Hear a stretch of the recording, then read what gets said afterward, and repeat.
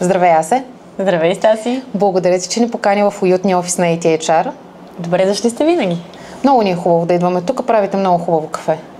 Да, така е, инвестираме в хубаво скъпо кафе. Заповядайте да го опитате. Може да си го позволим.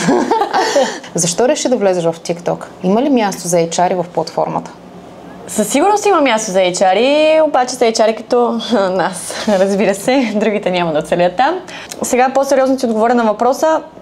Смятам, че голяма част от бизнесите и хората като цяло са в социалните мрежи, още повече в TikTok. Последните години TikTok много се разви и според мен бизнесът е там. Всъщност не просто има място за HR в TikTok, ами ти имаш близо 8000 последователя. Вероятно, докато пуснем това видео, ще станат 10 000 и имаш видеа с стотици гледания. Не с стотици, с стотици хиляди гледания. Как ги постигнахме тия цифри? Ние сме много креативни.